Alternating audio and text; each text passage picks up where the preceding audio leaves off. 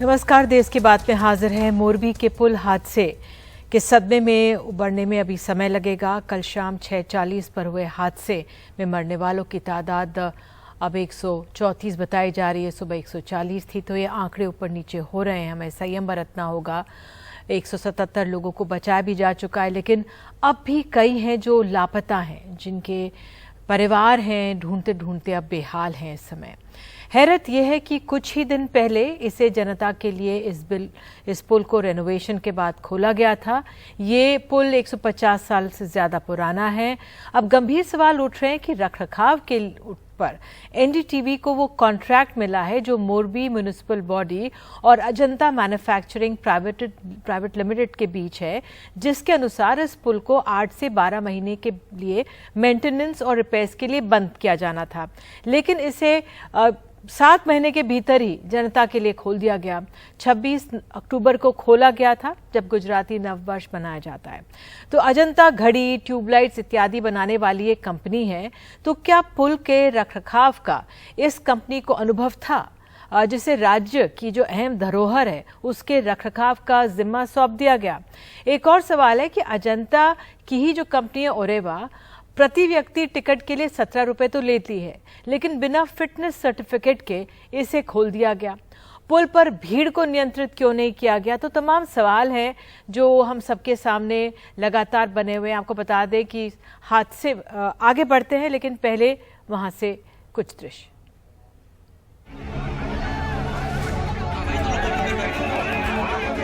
बहुत छोटे छोटे बच्चे हैं।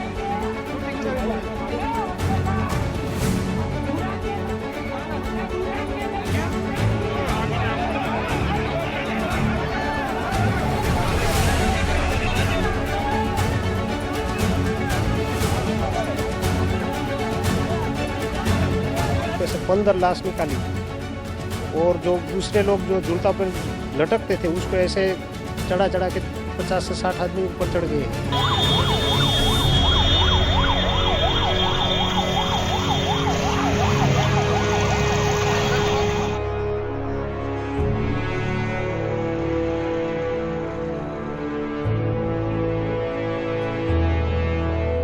बोल नहीं सकती अब, बहुत बुरा हुआ। बच्चे लोग भी थे।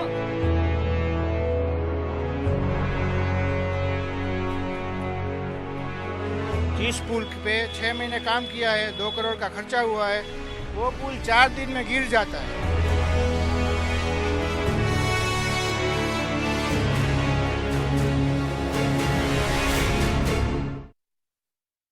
तो इस हादसे में अब जो आधिकारिक संख्या है मरने वालों की 134 बताई जा रही है और 9 लोगों को फिलहाल अब कहा जा रहा है गिरफ्तार कर लिया गया है। ये जानकारी हमें पुलिस सूत्रों से मिली है और उससे पहले पुलिस ने कई लोगों को हिरासत में लेकर पूछताछ की।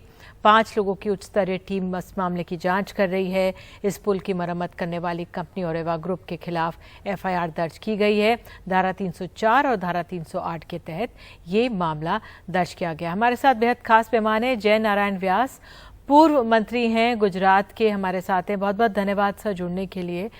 पहले तो, और आप सिविल इंजीनियर भी हैं, तो आप इस घटना को, इस हादसे को हमें और बेहतर तरीके से समझा पाएंगे। ये एक अहम धरोहर है राज्य की। इसको ऐसी कंपनी को क्यों कॉन्ट्रैक्ट दिया गया, जिसको क्या उनको अनुभव था पुल के रखरखाव का? आप कैसे देख रहे हैं इस पूरे मामले को? देखिए निधि जी, वो क्यों उनको दिया गया उसका तो मैं प्रवीण नहीं हूं, मगर एक ऐसा ही हादसा गुजरात में हुआ था जब कमाटी बाग में विश्वामित्री पे एक ब्रिज था, करीब 1963 में टूटा था। यही तरह का ब्रिज था और इतनी ही लोग हताहत हुए थे। तो मैं मानता हूं कि इसमें जो प्राइम जो मिस्टेक हुई है वो इस तरह के स्ट्रक्चर, जब आप पुराना स्ट्रक्चर है मेंटेनेंस के लिए इसको आप रोकते हो, तो फिर आप, हमारे इंजीनियरिंग का एक बेसिक प्रिंसिपल है कि any link is as strong as the weakest part. तो ये कोई भी पुराना स्ट्रक्चर आप जहां से टूटा है वहां तो ठीक कर लोगे, मगर जहां नहीं दिखता है अपरेंटली की इंजरी हुई है, तो आज तो नॉन डिस्ट्रक्टिव टेस्टिंग के इतने सारे उपकरण उपलब्ध हैं इतने सारे एक्सपर्ट्स भी उपलब्ध है। तो मैं मानता हूँ कि इसको कमीशन करने के पहले एनडीटी के जरिए इसको स्कैन किया गया होता तो शायद ये वीकनेस पकड़ सकते थे। आज की टेक्नोलॉजी के मुताबिक ये मुश्किल नहीं है और इसकी इक्विपमेंट भी तो है। बड़ौदा में one of the leading practitioners in NDT also is based in Baroda who happen to be my batchmate. तो ये चीजें हैं, एक पहली बात। दूसरी बात आपने कही ये जो मैं इस तरह के स्ट्रक्चर्स जब पर्व के समय पे खुले रखते हो आपको ख्याल होना चाहिए कि रश होगा। तो second thing was management of the people. आपने जो ब्रिज सिर्फ राजा की रानी को दूसरे छोर पे जाने के लिए बनाया गया था उस ब्रिज पे आगे चल के थोड़ा बहुत लोड भी लेने लगा, मगर एक साथ आपने खुला छोड़ दिया ये फेस्टिवल सीजन में, जबकि दीपावली में बाहर से भी लोग आए होंगे अपने वतन में। तो मैं मानता हूं कि एडमिनिस्ट्रेशन को ये बात सीखनी चाहिए कि the danger to the life comes from the direction least expected. लेकिन व्यास जी सरकार तो आपकी है, सरकार तो आपकी है और यहाँ पे ये हल्की फुल्की कोताही नहीं है। लोगों की जान गई है, परिवार उजड़ गए हैं, वहाँ के सांसद हैं उनके ही परिवार के 12 लोग चले गए इसमें। एक छोटी सी बात आपको याद करा दूं, मैं न तो सरकार का अधिकृत प्रवक्ता हूं न सिवा कि मैं भारतीय जनता पार्टी का एक सामान्य सभ्य हूं, उससे ज्यादा कोई मेरी जिम्मेवारी है।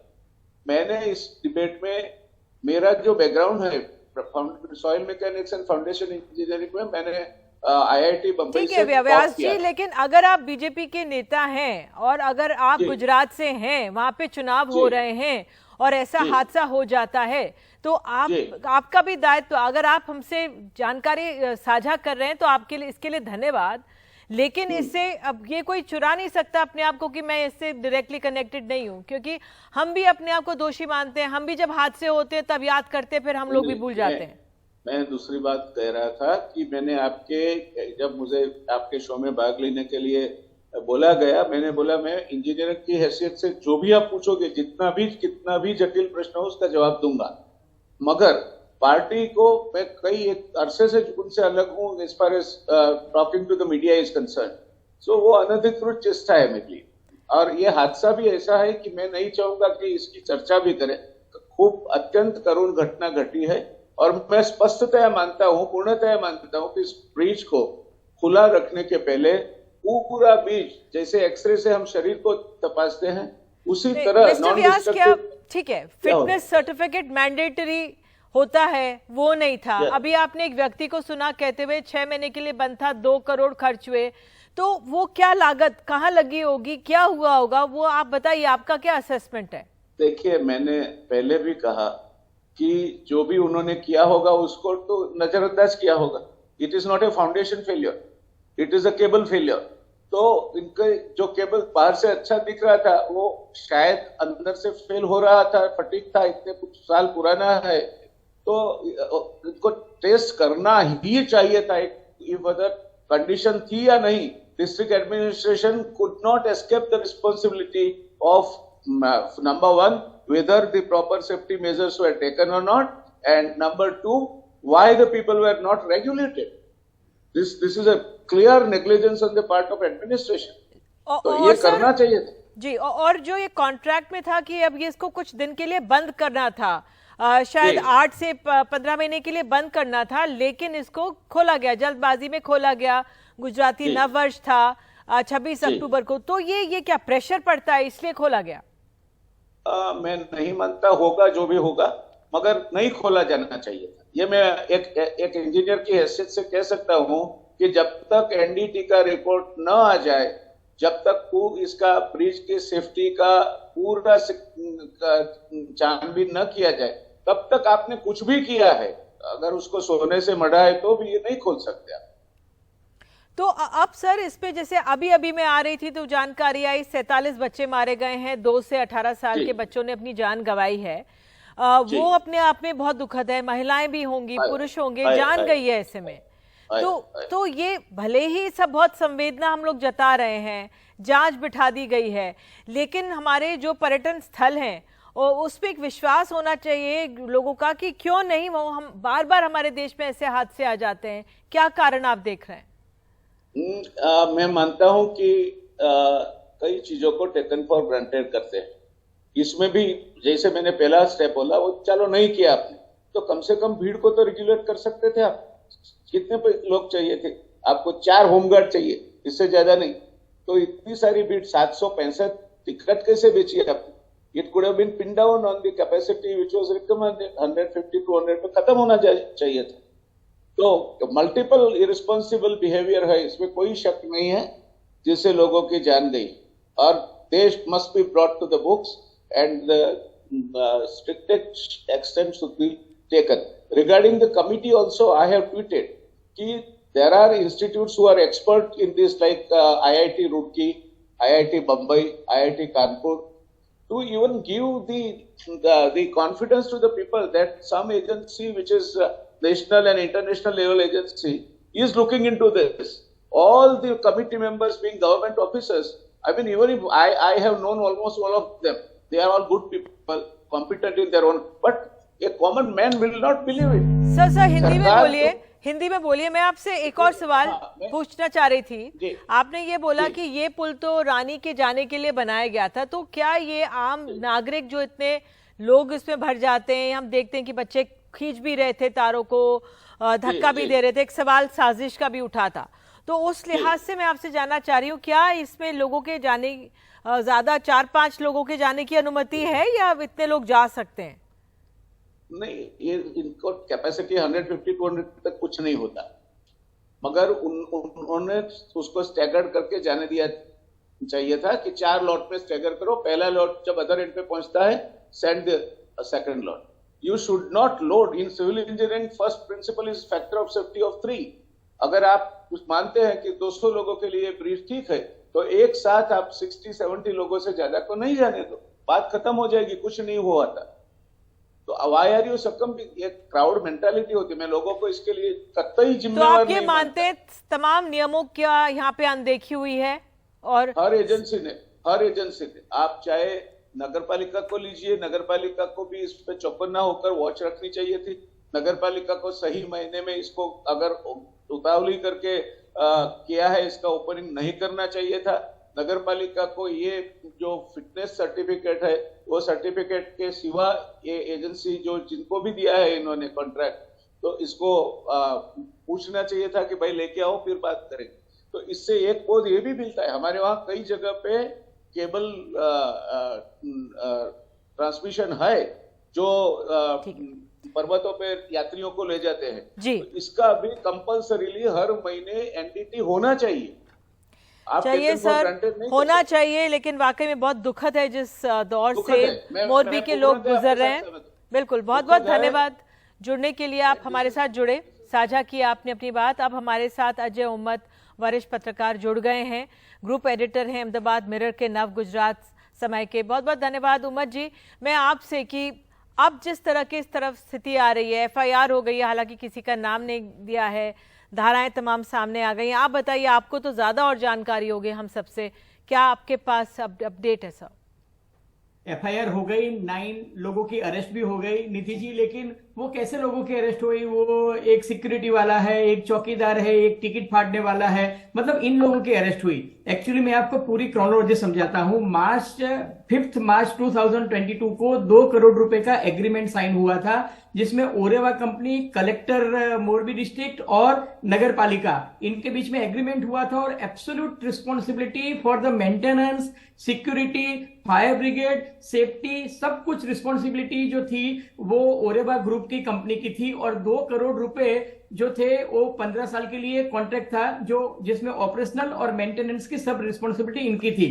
अच्छा, ये सवाल गुजरात विधानसभा में भी उठा था कि ये 142 ईयर ओल्ड ब्रिज है, आप उसको रिफर्बिश कर रहे हो, रिस्टोरेशन कर रहे हो, तो क्या इसमें स्ट्रक्चरल जो चेंजेस आप करने जा रहे हो, आप कह रहे हो कि हम हनीकॉम्ब टेक्नोलॉजी को इसमें यूज कर रहे हैं, हम इसको ऑसिलेटिंग नहीं होगा लेकिन केबल ब्रिज बना रहे हैं, तो इसमें सेफ्टी सिक्योरिटी हो रही है। तब ये ऑर्गेनाइजेशन ने बताया था हम IIT रूरकी और IIT कानपुर के एक्सपर्ट को ला रहे हैं। एक्चुअली ऐसा कुछ नहीं हुआ निधि जी। अगर एक अपार्टमेंट में लिफ्ट भी लगती है ना, तो लिफ्ट के लिए फैक्ट्री इंस्पेक्टर आता है, उसका फिटनेस सर्टिफिकेट लिया जाता है। उसमें लिखा जाता है कि 4 लोग इस लिफ्ट में ट्रैवल कर सकते हैं, 6 लोग कर सकते हैं। इसमें 125 से ज्यादा लोगों की अनुमति ही नहीं थी। बावजूद उसके पिछले 4 दिन में 12,000 लोगों ने। उमर जी, मैं आपको थोड़ा सा रोकती हूँ, रेंज आईजी की पीसी सुनते हैं। काफ़ी दुखद घटना मोरबी ज़िले में हुई है। सभी जिन लोगों ने अपना जीवन खोया है उनके प्रति मैं शोक की लागनी व्यक्त करता हूं और काफ़ी दुख के साथ हम लगभग 2 दिन तक 24 घंटे तक काफ़ी लोगों का एक करुण दृश्य हमने भी देखा है। तो हमको इसमें काफ़ी आहत हुई भावनाएं हैं। 30 तारीख को हमने एक एफआईआर दाखिल की जिसमें किसी भी प्रकार के नेग्लिजेंट एक्ट के लिए किसी भी व्यक्ति के विरुद्ध में कड़क से कड़क पगला लेने के उद्देश्य से मोरबी पुलिस द्वारा 304, 308 और आईपीसी की 114 मुजब की धाराओं के तहत इसमें गुना दाखिल किया गया। हमारा इरादा शुरू से ही आरोपियों के विरुद्ध में कड़क से कड़क या सख्त से सख्त सजा दिलाने का और एक दाखला बैठने का प्रयास हमने कल जो एफआईआर की है उसमें किया गया है। आपको पता है कि ये जो टोटल जो एफआईआर दाखिल हुई है उसमें कल 6:30 बजे जो हैंगिंग ब्रिज था वो कोलैप्स हुआ है। उसकी कोलैप्स की वजह से काफ़ी लोग उसमें पानी में गिरे हैं। पानी में गिरने के बाद काफ़ी लोगों की डेथ हुई है। लेकिन पुलिस का और प्रशासन का इतना फास्ट रिस्पॉन्स इस पूरी प्रक्रिया के तहत हुआ है कि तुरंत मोरबी पुलिस, मोरबी के पब्लिक, सब लोगों ने एक उत्तम दाखला मानवता को बचाने के लिए कल किया है।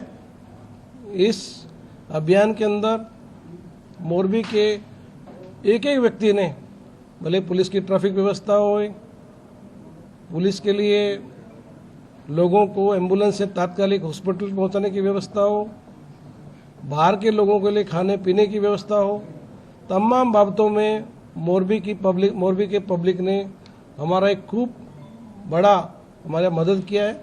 हम इस मौके ऊपर मोरबी की पब्लिक का भी हम तहे दिल से शुक्रगुजार हैं। सर ओरेवा कंपनी जिसका नाम आपको पता है कि जो फास्ट रिस्पॉन्स हुआ है उसमें पुलिस द्वारा जो पूरी कार्रवाई हुई है उसमें लगभग तुरंत एक्शन लेते हुए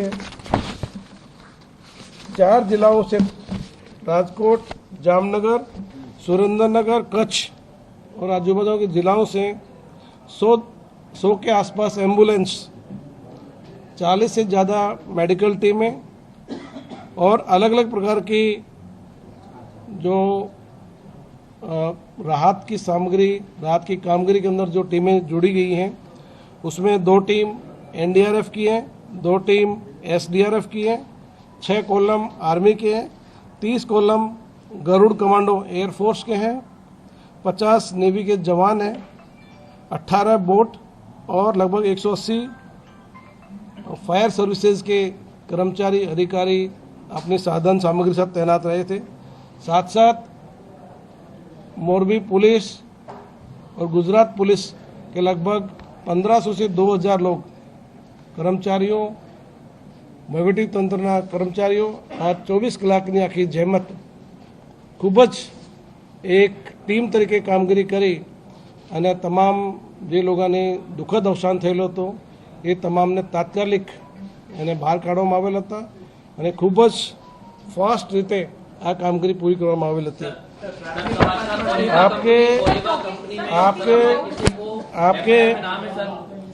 आपके लिए जो कल एफआईआर दाखिल की गई थी उसमें आज हमने 9 लोगों को अरेस्ट किया है। ये 9 लोग कल हमने जो एफआईआर की थी उसके अंदर 304, 8 और 114 की जो धाराएं हैं उसके तहत हमने दाखिल की थी। उसमें से जो 9 लोग अरेस्ट किए गए हैं उनकी जो पूरी विगत है उसमें से दीपक भाई नवीन चंद्र भाई पारेख एज 44 ओरिवा कंपनी में मैनेजर है। दूसरा दिनेश भाई मनसुख भाई दवे ये पण ओरिवा कंपनी के अंदर मैनेजर है। तीसरा मनसुख भाई वालजी भाई टोपिया एज 59 ये टिकट क्लर्क का काम करते हैं। चौथा मदर भाई लाखा भाई सोलंकी ये भी वहाँ टिकट क्लर्क का काम करते हैं। इसके साथ साथ जो इस पूरी जो रिपेयरिंग की काम हुई उसमें जो कॉन्ट्रैक्टर का काम करते थे उसमें से 2 लोग धांगध्रा के हैं जिनका नाम है प्रकाश भाई लालजी भाई परमार ये ब्रिज रिपेयरिंग कॉन्ट्रैक्टर है। दूसरा देवांग भाई प्रकाश भाई परमार एज 31 ये दोनों ब्रिज के कॉन्ट्रैक्ट के रिपेयर करने काम करते हैं। साथ साथ इस आखिर टीम के अलावा 3 ऐसे लोग भी हैं जो पूरी नेग्लिजेंट एक्ट जिसमें लोगों को रेगुलेट करना होता है, ज़्यादा लोगों को निकालने का काम होता है, ज़्यादा लोग वहाँ की स्ट्रेंथ से बाहर नहीं निकले, तो इस तरह की जो सिक्योरिटी गार्ड थे ये 3 लोगों को उसमें अरेस्ट किया गया है। तो टोटल हमने आज 9 लोगों को कोविड टेस्ट कराने के बाद इनको अरेस्ट किया गया है। कंपनी के ओनर के खिलाफ कोई एफआईआर की गई है, नाम है सर दूसरा नहीं कर सकते। अशोक जी प्लीज, आप नजरअंदाज नहीं कर सकते। ओरेवा के जो ओनर्स हैं क्या उन्हें बचाया जा रहा है? Let me speak. हाँ, रही बात इसमें जो पूरी इन्वेस्टिगेशन है, आज इन्वेस्टिगेशन का दूसरा दिन है। हमारी इसमें पूरी टीम अधिकारियों की 50 कर्मचारियों की टीम FSL फोरेंसिक साइंस इन तमाम टीमों को इस काम के लगाया गया है। इसमें जैसे जैसे डेवलपमेंट होगा, जैसे जैसे प्रोग्रेस होगा, इसमें और आरोपियों के नाम खुलते जाएंगे। तो पुलिस द्वारा उन सिक्योरिटी गार्ड पर कार्रवाई की जा रही है, उससे पकड़ा जा रहा है। अशोक जी निकाय के कितने लोग हैं किन पर कार्रवाई की गई है? देखो इसमें किसी को ऐसे एलिगेशन करना ही पूरे इन्वेस्टिगेशन का एक पार्ट नहीं होता है। इन्वेस्टिगेशन एक साइंटिफिक प्रोसेस होता है। इसमें जैसे जैसे इसका नाम खुलता जाएगा पुलिस उसकी धरपकड़ करती जाएगी और किसी भी व्यक्ति को किसी भी कंडीशन में छोड़ने का पुलिस का कोई इरादा नहीं है। गुजरात सरकार और हमारा भी प्रयास ये है कि इस पूरी प्रक्रिया के अंदर एक सख्त दाखला बैठे। इसके तहत हमने एक स्पेशल इन्वेस्टिगेशन टीम की रचना की है जिससे कि किसी भी व्यक्ति को कोई भी अवकाश नहीं मिले और पूरी इन्वेस्टिगेशन और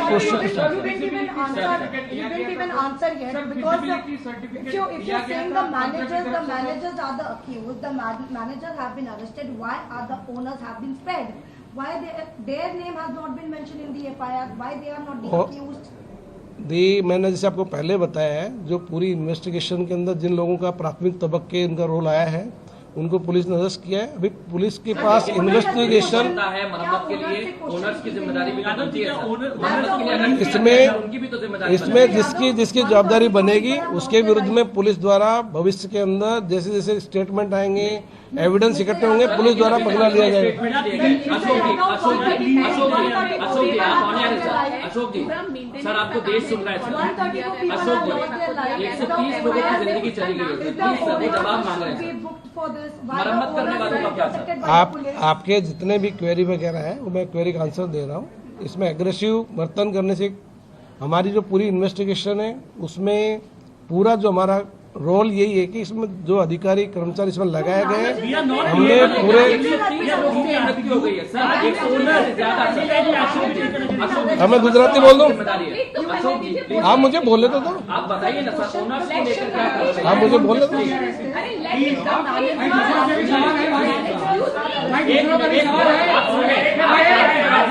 वेट अभी मैं गुजराती बोलो ये टीवी डिबेट नहीं। दूसरा अब मैं गुजराती में बोलता हूँ। गुजराती में आपने ख्याल से कि गई काले जे 30 तारीखे रोज 6:30 વાગ્યા જે દુઃખદ અવસાન અમારા મોરબી જિલ્લાના લગભગ 134 લોકોનો અવસાન પામેલ હતા. એ ખરેખર ખૂબ જ દુઃખદ ઇન્સિડન્ટ હતી અને આ ઇન્સિડન્ટના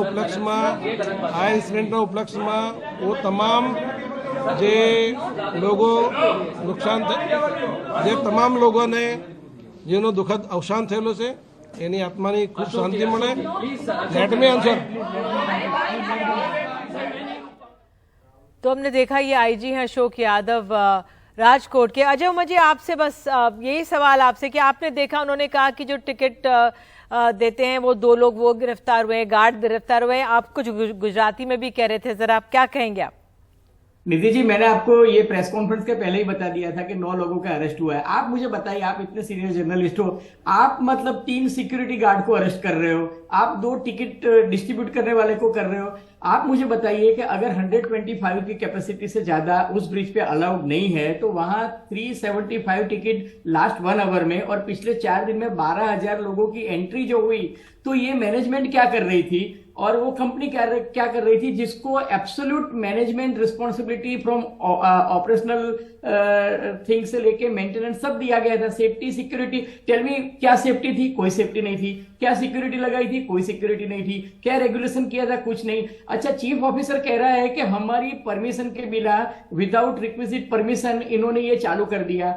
मैं निधि जी आपको बताना चाहता हूं, राजकोट के लोकल अखबार में 25 तारीख को प्रेस कॉन्फ्रेंस हुई थी और 26 तारीख के अखबार में ये न्यूज आया था कि मोरबी सिटी को वापस ये ब्रिज मिल रहा है. दैट मीन्स कि मोरबी कलेक्टर को इसकी इंफॉर्मेशन थी, क्योंकि अखबार तो वो पढ़ता ही है. मोरबी के चीफ ऑफिसर को भी मालूम होना चाहिए कि ये हुआ. न वहां पुलिस थी, न कलेक्टर और न ऑफिस ने कुछ किया. This is nothing but sheer negligence and it is a criminal negligence. और जो मेन अथॉरिटी है, मतलब जो कंपनी के मालिक, उनको कोई नहीं पकड़ रहा है. बेचारे सिक्योरिटी गार्ड को, आप सिक्योरिटी गार्ड क्या करेगा? आपने टिकट इश्यू कर दिया तो सिक्योरिटी गार्ड को मतलब अलाउ करना पड़ेगा ना. सिक्योरिटी गार्ड को ये थोड़ी कहा है कि आप रेगुलेट करो ट्रैफिक को, तो कहा ही नहीं है ना. मैं आपको उदाहरण दूं, अहमदाबाद में प्रधानमंत्री नरेंद्र मोदी ने अटल ब्रिज का उद्घाटन किया है, तो यहां पर उसकी एक स्टैंडर्ड ऑपरेटिंग प्रैक्टिस है कि 3,000 से ज्यादा लोग नहीं जाएंगे. पहले 10,000 की अनुमति थी, आज से उन्होंने एहतियात के तौर पे 10,000 की कैपेसिटी को कम करके 3,000 कर दिया है. और दोनों साइड से रेगुलेट होता है, पुलिस है, नीचे फायर ब्रिगेड की टीम है, फायर बोट है. ऐसा कुछ नहीं हुआ यहाँ पर, और 5 दिन से चल रहा था. That means the only action was inaction. और कल शाम को 4:30 बजे जामनगर के एक रियाज ने मैनेजमेंट को कंप्लेन की थी, मैनेजर को कंप्लेन की थी कि इतना ओवर क्राउडेड है, मैं अपनी फैमिली को लेकर नहीं जा सकता हूं. तो उन्होंने कहा आपको रिस्क नहीं लेना है तो आपकी मर्जी, लोग तो जा रहे हैं और हमारे पास गारंटी है 15 साल तक कुछ नहीं होगा. बिल्कुल उमा जी, बहुत ओवर कॉन्फिडेंस में हुआ. ये मुझे ऐसा लगता है this was a classic case of torsional buckling. आप देखिए, ये टेक्निकल टर्मिनोलॉजी में ये जो बकलिंग हुआ है, ये टॉर्सिनल बकलिंग हुआ है. और वो जो मेन पुल है वहां से वायर गिर गया है. दोनों साइड के स्ट्रक्चर को कुछ नहीं हुआ है. That is a clear cut case of cable failure. बिल्कुल बिल्कुल. बहुत बहुत आप जुड़े हमारे साथ और तमाम जानकारियां आपने दी, और दुख हम साझा कर सकते हैं गुजरात की जनता के साथ जो ये हुआ है. वाकई में बहुत बहुत धन्यवाद, आप जुड़े हमारे साथ. तो एक छोटा सा ब्रेक हम ले रहे हैं देश की बात में, और ब्रेक के बाद हम आपको ले चलेंगे कर्नाटक. बम्बई सरकार पर लग रहे हैं एक के बाद एक आरोप. वहाँ पर बीजेपी सरकार पर संकट है. एक छोटे से ब्रेक के बाद दिखाएंगे.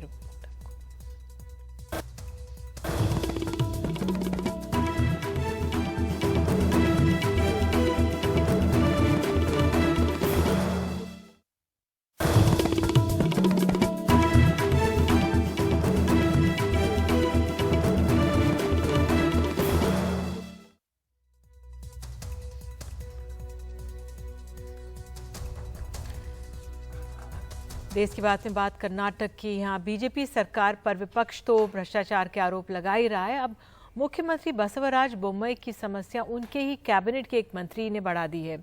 एक पुलिस इंस्पेक्टर की मौत पर मंत्री BTB नागराज कहते हैं कि सुने गए हैं कि पोस्टिंग के लिए 60 से 70 लाख दिए और सस्पेंड होने से वो मानसिक दबाव की वजह से दिल का दौरा उसे पड़ा.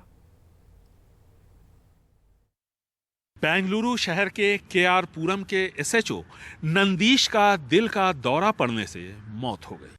बसवराज बोम्मई सरकार में मंत्री MTB नागराज श्रद्धांजलि देने के बाद जब लौट रहे थे तो उन्होंने मौत की वजह बताई. निस्संदेह सस्पेंड होने पर वह तनाव में होगा. पोस्टिंग के लिए 70 से 80 लाख चुकाया होगा। मंत्री के इस बयान से उन अफवाहों को बल मिला कि ट्रांसफर पोस्टिंग में लाखों रुपए वसूले जा रहे हैं। ये सामान्य मौत नहीं है, बल्कि इसकी हत्या इस सरकार ने की है।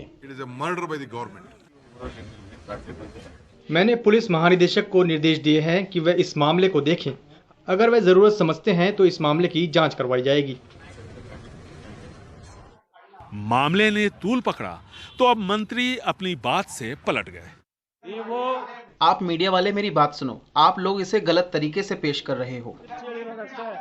कैश फॉर पोस्टिंग को लेकर सत्ता पक्ष और विपक्ष के बीच नोक-झोंक नया नहीं है, लेकिन इस बार मामले ने तूल पकड़ लिया क्योंकि रिश्वतखोरी की आशंका सरकार के एक मंत्री ने जताई। अभी यह मामला थमा भी नहीं था कि भ्रष्टाचार के एक नए आरोप से राज्य की बसवराज बोम्मई सरकार घिर गई। अब एक कॉन्ट्रैक्टर ने राष्ट्रपति को पत्र लिखकर इच्छा मृत्यु की गुहार लगाई है। उसका आरोप है कि कोविड के दौरान उसने उपकरणों और दूसरे जरूरी सामानों की सप्लाई की, लेकिन अब भुगतान के लिए उससे 40% से ज्यादा कमीशन मांगा जा रहा है। कड़ूर में जो एग्जीक्यूटिव ऑफिसर है वो हमारे लिए परसेंटेज की डिमांड कर रहे थे। एमएलए का नाम से लेके वो अलग परसेंटेज, पीडीओ के नाम से अलग परसेंटेज, उसका परसेंटेज, ये सब 40 से अबव होने लगा। तो हमारे से वो तो होने वाला नहीं था। हाँ, अभी हम खुदकुशी करने का छोड़ के दूसरा रास्ता हमको नहीं दिखा। दीपावली की आड़ में पत्रकारों को कैश देने का मामला अभी थमा भी नहीं था कि इंस्पेक्टर की मौत और 40% कमीशन मांगने के नए मामले ने मुख्यमंत्री बसवराज बोम्मई की परेशानी और बढ़ा दी है। बेंगलुरु से कैमरामैन गोविंद मूर्ति के साथ निहाल किदवई, एनडीटीवी इंडिया। और अब खबर है उत्तर प्रदेश से। जमीयते उलेमाए हिंद के अध्यक्ष मौलाना अरशद मदनी ने रविवार को देवबंद में मदरसा संचालकों के साथ एक अहम बैठक की है। बैठक के बाद उन्होंने कहा कि हम मदरसों को किसी बोर्ड से जोड़ने के पक्ष में नहीं है। वहीं उन्होंने उत्तर प्रदेश सरकार की ओर से कराए जा रहे सर्वे में सहयोग की बात कही है। रास्ते में गाड़ी खड़ी है। उत्तर प्रदेश के लगभग 45,000 मदरसों के संचालक जब दारुल उलूम देवबंद में साथ बैठे तो कई अहम मुद्दों पर सहमति बनी। कोई भी मदरसा सरकारी सर्वे का विरोध नहीं करेगा, ये तय हुआ। मदरसे किसी भी बोर्ड से अपने आप को संबद्ध नहीं कराएंगे। बच्चों को 5वीं तक स्कूली शिक्षा मदरसों में ही दी जाएगी और मदरसों में पढ़ाए जा रहे इस्लामिक पाठ्यक्रम में बदलाव नहीं किया जाएगा। देश के सबसे बड़े मुस्लिम संगठन जमीयत उलेमाए हिंद के नेता मौलाना अरशद मदनी ने कहा कि दुनिया का कोई भी बोर्ड मदरसों की स्थापना के मकसद को नहीं समझ सकता, इसलिए मदरसों के किसी बोर्ड से जुड़ने का कोई मतलब नहीं रह जाता। हमारे मजहबी हक में और सरकार के अंदर कोई टकराव होता है या नहीं। अब एक मदरसे को क्यों लेते हैं? आप अगर मदरसे को पकड़ते हैं इसका मतलब यह है कि मेरी मस्जिद को पकड़ रहे हैं। हम आज किसी गवर्नमेंट को ये नहीं समझते कि वो हमें मजहबी एतबार से मुल्क में जीने का हक नहीं देते हैं। हम नहीं आज ये समझ रहे हैं। बीजेपी का कहना है कि यूपी सरकार ने जो सर्वे कराए हैं वो मदरसों के आधुनिकीकरण के लिए हैं। बीजेपी का आरोप है कि अरशद मदनी जानबूझकर मदरसों के बच्चों को पिछड़ा रखना चाहते हैं। सरकार की नीयत है कि मदरसों में पढ़ने वाले विद्यार्थियों को दीनी तालीम के साथ आधुनिक शिक्षा भी मिले, जिससे वो अन्य विद्यालयों में पढ़ने वाले बच्चों से प्रतिस्पर्धा कर सके। उत्तर प्रदेश सरकार की तरफ से मदरसों के सर्वे के बाद दारुल उलूम सहित गैर सरकारी मदरसों को गैर मान्यता प्राप्त बताए जाने के बाद दारुल उलूम देवबंद का ये बड़ा बयान सामने आया है और इसके कई तरह के मायने निकाले जा सकते हैं। देवबंद से सौरभ शुक्ला की रिपोर्ट, एनडीटीवी इंडिया। और देश की बात में आगे, बच्चों के स्कूल में सरदार पटेल की जयंती पर किया गया उनको याद। लोगों के मन को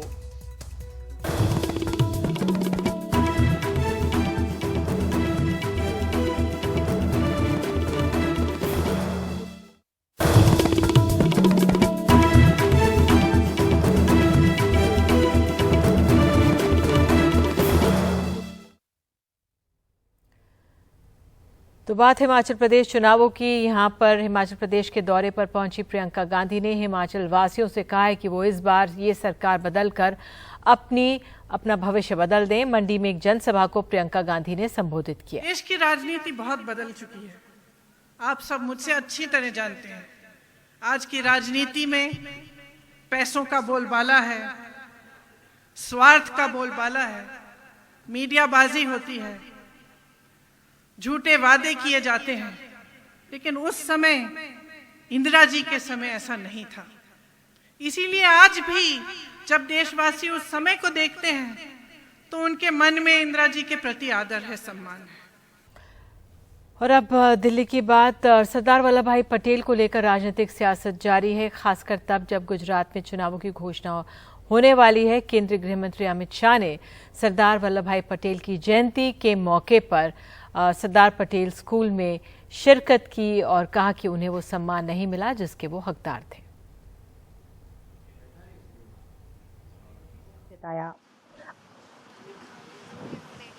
पूरे देश की संवेदनाओं को झंझोड़ने वाली ये दुर्घटना ने न केवल गुजरात, पूरे देश के लोगों के मन को दुखी और आहत किया है।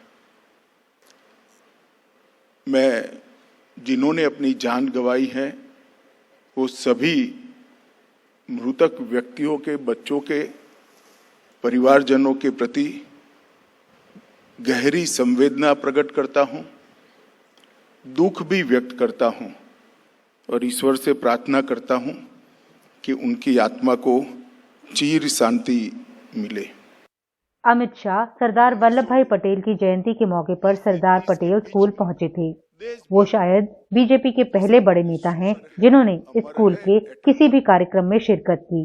और सरदार ने कई प्रकार के ऐसे काम किए जो आज देश की जनता को सामने है और देश में एक आम राय बनी हुई है कि शायद सरदार देश के पहले प्रधानमंत्री होते तो देश अभी जिस समस्याओं का सामना कर रहा है उसमें से बहुत सारी समस्याओं का सामना न करना पड़ता।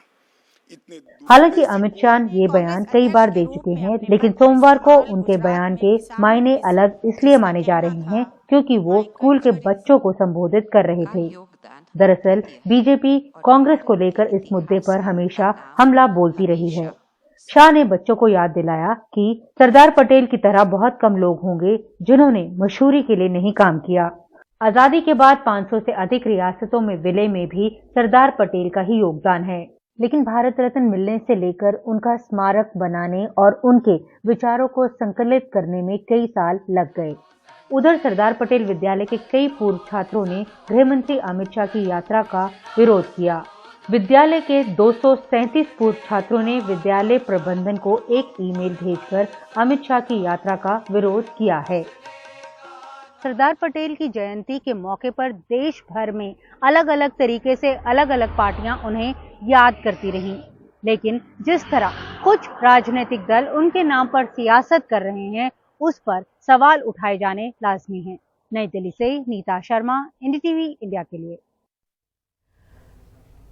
राजद्रोह कानून पर लगी रोक जारी रहेगी। सुप्रीम कोर्ट ने केंद्र के सुनवाई टालने के आग्रह को माना है। केंद्र ने कहा था कि संसद के शीतकालीन सत्र में इस पर कुछ हो सकता है। तब तक अदालत के राजद्रोह कानून पर रोक लगाने के आदेश का पालन होगा। सुप्रीम कोर्ट जनवरी के दूसरे हफ्ते में सुनवाई करेगा। आईपीसी, सीआरपीसी में बदलाव पर विचार करेगी, केंद्र का ऐसा कहना है।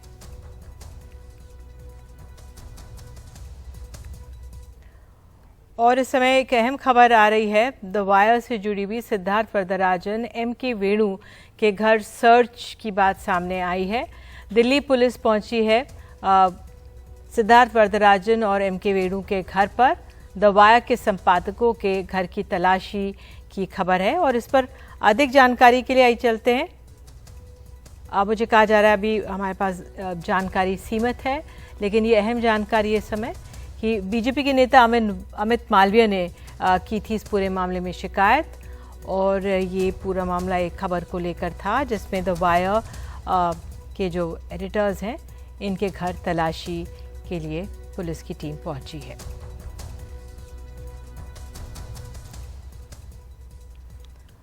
और देश की बात में एक फिलहाल ब्रेक लेते हैं। आगे आपको बता दें, विरोध के बाद भी जीएम सरसों का जो बीज है उत्पादन परीक्षण को हरी झंडी मिल गई है। ये जेनेटिकली मॉडिफाइड सरसों है। इसी को लेकर संघ के भी कई संगठन हैं जो विरोध कर रहे थे, लेकिन फिलहाल इसको हरी झंडी मिल गई है, ऐसा कहा जा रहा है।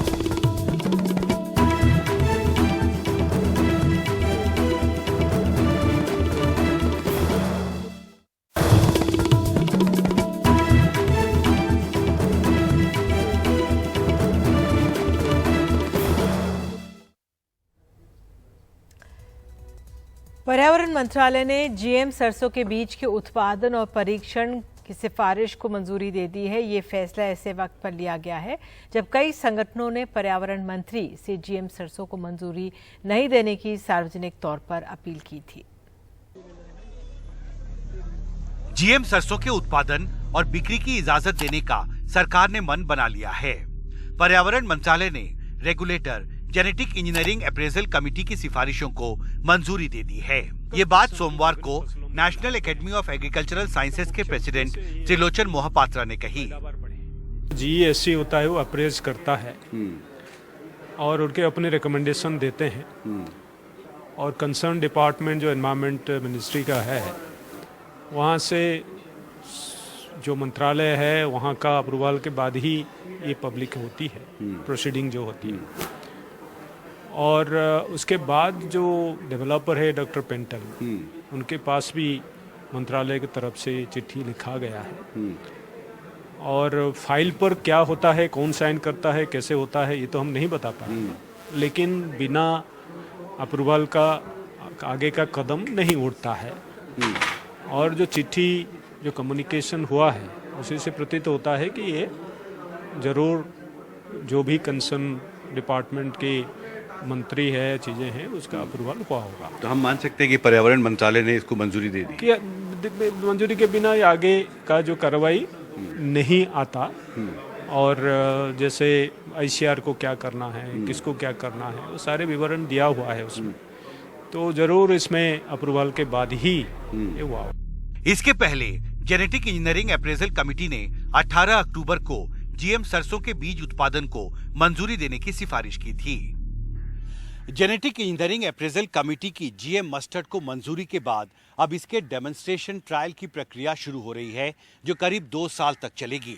और इस ट्रायल की प्रक्रिया के खत्म होने के बाद ही जीएम मस्टर्ड की जो बीज है उसका कमर्शियल प्रोडक्शन कंपनियां शुरू कर सकेंगी और इसके बाद ये आम किसानों तक पहुंच सकेगा।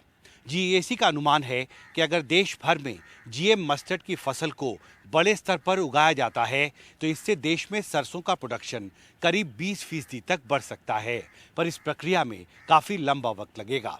जीएम टेक्नोलॉजी 20 साल से ज़्यादा समय से उगाया जाता है।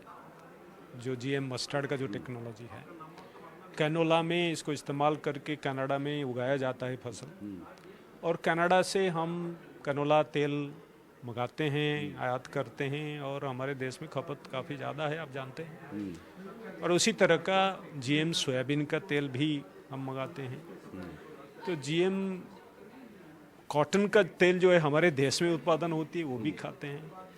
और क्योंकि इनमें प्रोटीन नहीं होता, बहुत ना की मात्रा में होता है, तो इसीलिए, और ये सब जो जीन जाते हैं वो प्रोटीन ही पैदा करते हैं, तेल में होते नहीं हैं, तो इसलिए बहुत ज़्यादा इसमें नेगेटिव कोई इसके चिंता के विषय नहीं है।